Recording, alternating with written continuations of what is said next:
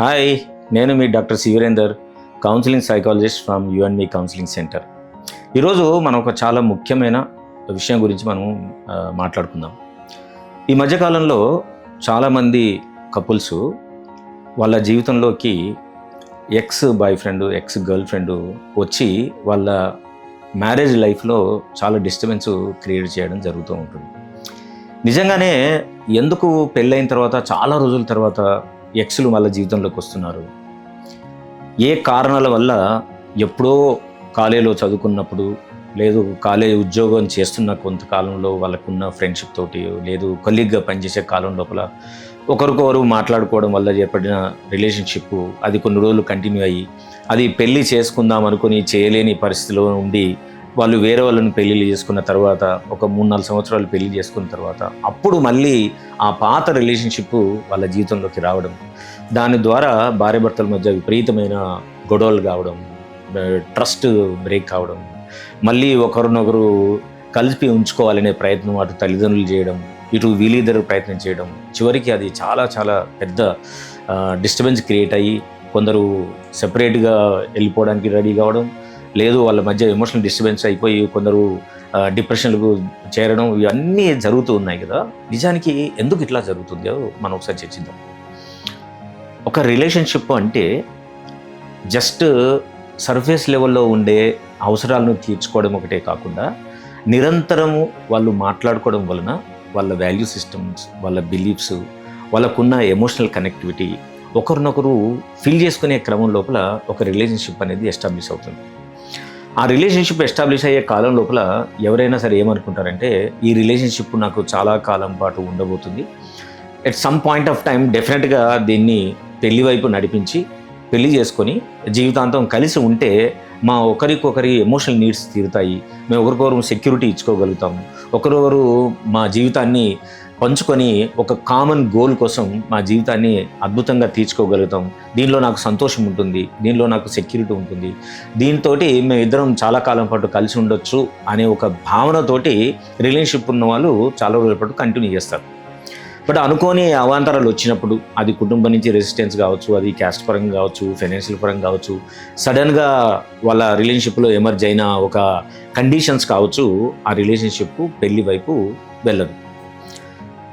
కానీ పెళ్లి చేసుకోవడం అవసరం కాబట్టి సమాజం నిర్ణయించిన కట్టుబాటు కావచ్చు, లేదు నిజంగానే వాళ్ళకి వాళ్ళ జీవితంలో ఉన్న వాయిడ్ను ఫిల్ చేసుకోవడానికి ఎవరినో ఒకరు పెళ్లి చేసుకోవాలి కాబట్టి ఆ ఫ్యామిలీ ప్రెషర్స్ వల్ల, సిచ్యువేషన్ డిమాండ్ వల్ల వాళ్ళకు నచ్చినా నచ్చకున్నా ఆ టైంకి నచ్చడం వల్ల పెళ్లి చేసుకుంటారు.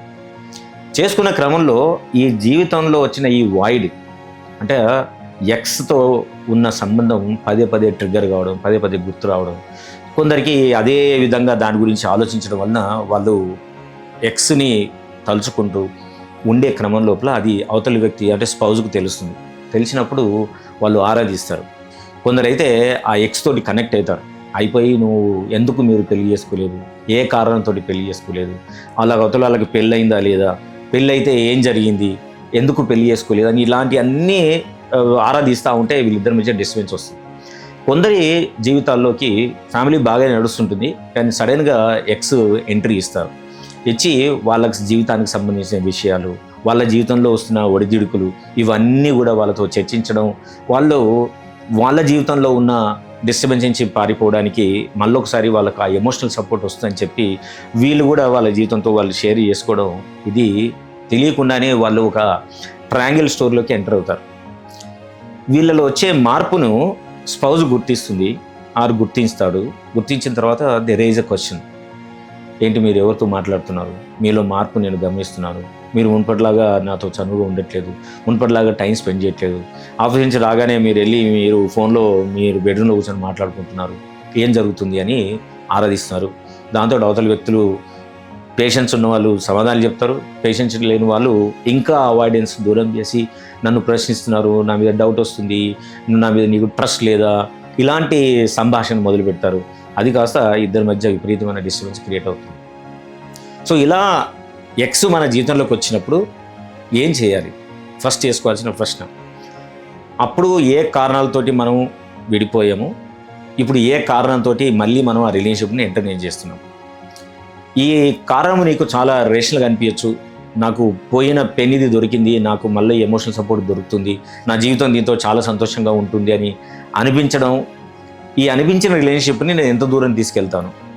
మరి ఇప్పుడు పెళ్ళైన రిలేషన్షిప్లో ఉంటే వాళ్ళని ఏం చేస్తాను?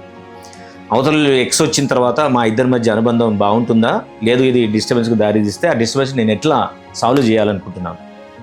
ఇది ఓన్లీ నా ఎమోషనల్ సపోర్ట్ కోసం చేస్తున్నానా, లేదు నాకు ఇంకా వేరే అదర్ ఇంటెన్షన్స్ ఏమన్నా క్యారీ ఫార్వర్డ్ అవుతున్నాయా? వీటి ప్రశ్నలకి మీరు ఎప్పుడైతే సమాధానం ఇచ్చుకుంటారో, ఎక్స్ వచ్చినా సరే మీ జీవితం అతలకుతలం కాకుండా మీకున్న పెళ్లి సంబంధంతో బెటర్గా ఉండడానికి ఎక్కువ అవకాశం ఉంటుంది. అట్లా లేని పక్షం లోపల మీకున్న జీవితం అటు ప్రొఫెషనల్ లైఫ్లో డిస్టర్బ్ అవుతుంది, ఫైనాన్షియల్ డిస్టర్బెన్స్ వస్తుంది, ఎమోషనల్ డిస్టర్బెన్స్ వస్తుంది, తర్వాత కుటుంబంలో తెలియకుండానే చాలా రకాలైన ఎమోషనల్ డిస్టర్బెన్స్ అయ్యి ఎమోషనల్ ఎమర్జెన్సీ జనరేట్ అయ్యేందుకు ఎక్కువ అవకాశం ఉంటుంది. దాంతో మీరు మెంటల్ పీస్ పోగొట్టుకుంటారు. దాంతో మీ మీద మీ తల్లిదండ్రులు నమ్మరు, మీ స్పౌజ్ నమ్మదు, మీ స్పౌజ్ ఫ్యామిలీస్ నమ్మరు. వాళ్ళందరికీ మీరు ఒక ప్రూఫ్ క్రియేట్ చేసి మళ్ళీ ట్రస్ట్ జనరేట్ చేయడానికి it takes lot of time. So before you inviting your ex in to your life, answer all these questions, come out with a clarity of answers, then you think where do you want to go and what for you wanted to go. ఏమంటారు? లేకుంటే మీ జీవితంలోకి మీరు ఒక సునామీని తెచ్చుకుంటున్నారని అర్థం. Are you ready to take the tsunami are you are ready to make your life more better and peaceful? So before entering into that invitation of X, check this and go ahead.